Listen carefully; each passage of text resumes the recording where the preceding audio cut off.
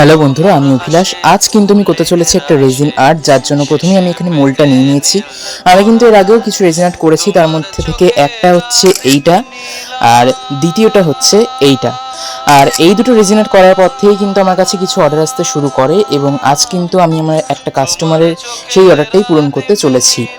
যার জন্য কিন্তু প্রথমেই আমি এখানে নিয়ে নিচ্ছি হার্ডনারটা, আর তারপরে এখানে নিয়ে নিচ্ছি রেজিনটা। আমি জানি রেজিন আর্ট পিসের দাম একটু হাই হয়, তবে আমি এটার অ্যাকচুয়াল প্রাইসটা জানি না। তবে আমি এই কিচেনগুলোর দাম কিন্তু 30 করেই রেখেছি। গিয়ে এরপর সাজানোর জন্য আমি কিছু সরঞ্জাম বার করে নিচ্ছি, যার জন্য এই প্যাকেটটা থেকে প্রথমেই আমি কিছু জিনিস বার করে নিচ্ছি।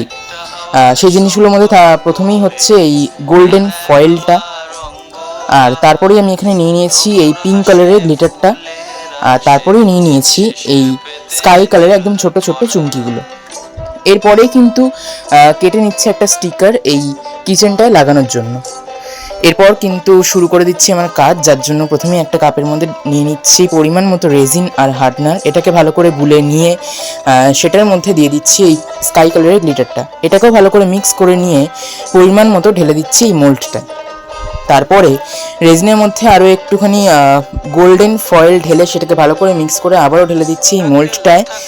আর তারপর পিঙ্ক কালারের গ্লিটার আরও একটুখানি লিকুইডের মধ্যে ঢেলে এই মোল্ডটার মধ্যে আর একটু ডিজাইন করে দিচ্ছি। এরপরে এখানে দিয়ে দিচ্ছি সেই স্টিকারটা। এরপর আমাদের কাজ আপাতত এখানেই শেষ। এটাকে হোল নাইট শোকাতে দেওয়ার পর পরদিন সকালে উঠে এই জিনিসটার ওপর আরও এক কোট রেজিন মারার পর প্রায় 6 ঘন্টা শোকাতে দেওয়ার পর আমাদের এই কিচেনটা কিন্তু ফাইনালি রেডি। আমার তো দেখতে এমনি ভালোই লাগছে, তোমরা অবশ্যই জানিও কেমন লাগলো। যাকি এরপর এখানে লাগিয়ে দিচ্ছি সেই চেনটা, আর চেনটা লাগানোর পর আমাদের রেজিন কিচেনের এইটা হচ্ছে সেই ফাইনাল লুক। আমার কিন্তু বেশ ভালোই লেগেছে, অবশ্যই জানিও তোমরা কেমন লাগলো তোমাদের।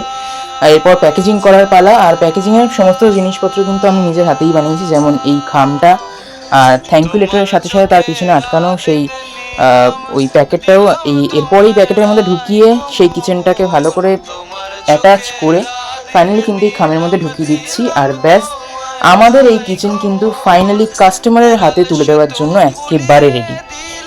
তো আজকের জন্য ভিডিওটা এইটুকুই। তোমরা অবশ্যই জানিও তোমাদের এই গোটা ভিডিওটা এবং সেই কিচেনটা কেমন লাগলো। তোমাদেরও যদি এমন কিছু অর্ডার দিতে হয় আমায় অবশ্যই দিতে পারো। আর দেখা হচ্ছে তোমাদের সঙ্গে পরের কোনো ভিডিওতে। বাই।